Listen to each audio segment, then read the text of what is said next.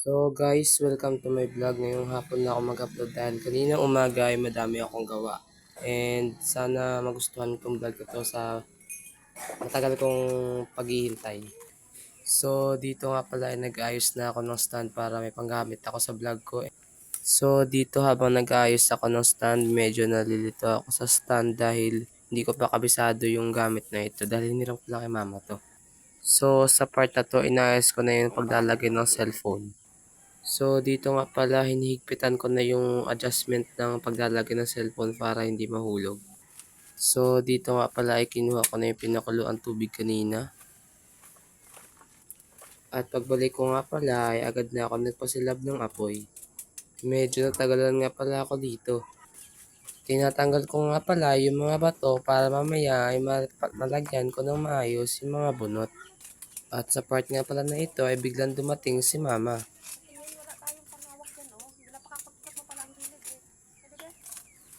At dito, tinuturuan niya nga pala ako kung paano yung tama. At sa part nga pala na ito ay nagsisimula na ako maglagay ng bunot. At dito ay tinatanggal ko na nga pala yung mga abo. At dito ay tatanggalin ko na sana yung manta at bigla nahulog yung lalagyan ng bunot. At buti na lang hindi ako nakita ni mama at mayayari ako. At dito ay nagsimula na ako maghimay ng mga bunot.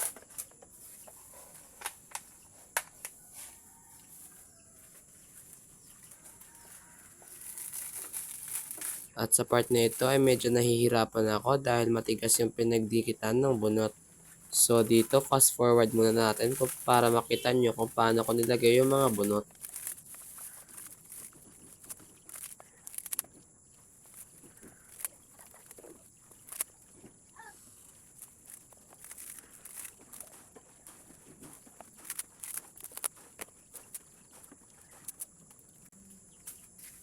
At dito ay nagsimula na nga pala ako magkuha ng uling para masimulan ko na yung pagsilab. Fast forward ulit.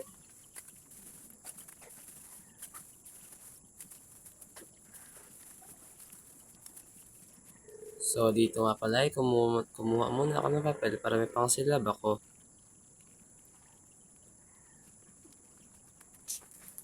At pagbalik ko ay sinimulan ko na ang pagpapasilab.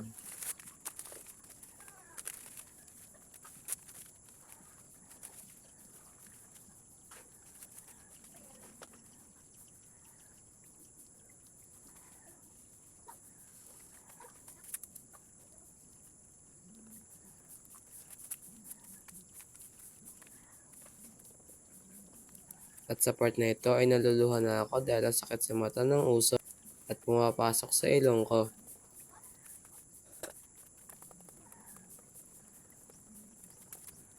At dito ay wala na yung uso kaya malayo na ako nagpaypay.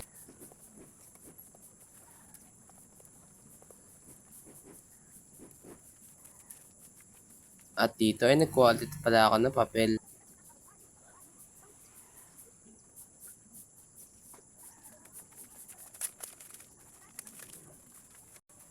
So, ito nga pala yung drawing ko na nagpa-practice ako ng cartooning. Wala na kasing ibang pasilab sa loob ng bahay namin kundi yun lang nakita ko.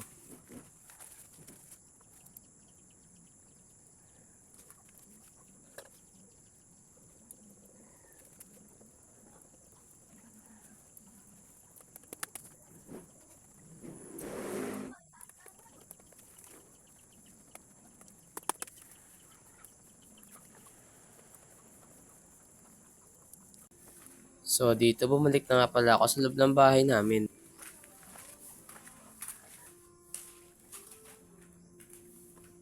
At dito nga pala ay nagulat yung kapatid ko at hindi ko alam kung bakit.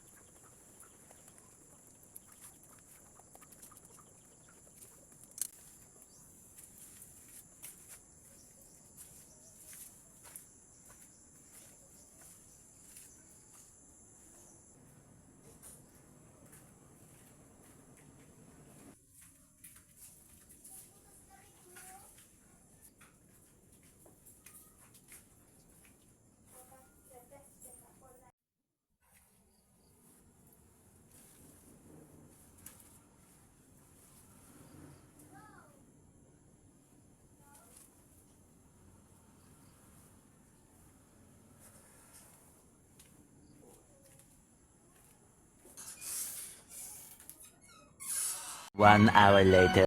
So guys, tapos na nga pala ako maligo sa part na ito. So magtatawas na nga pala tayo guys.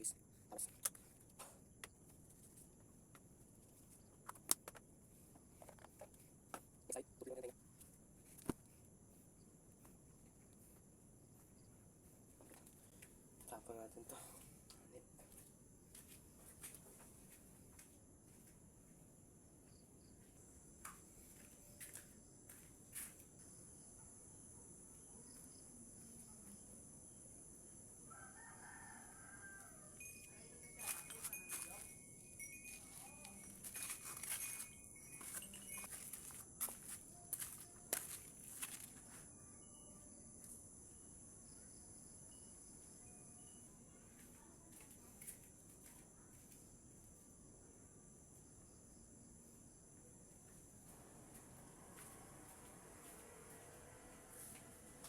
So dito kinuha ko na nga pala yung pansapin sa kaldero.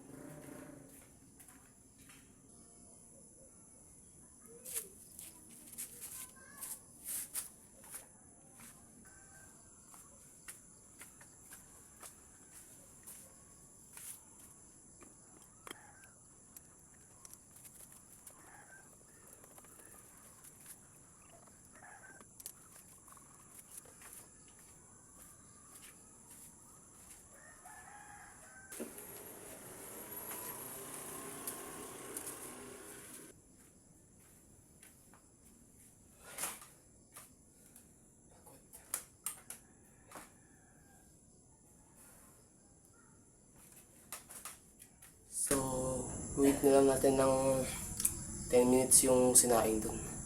Bye-bye.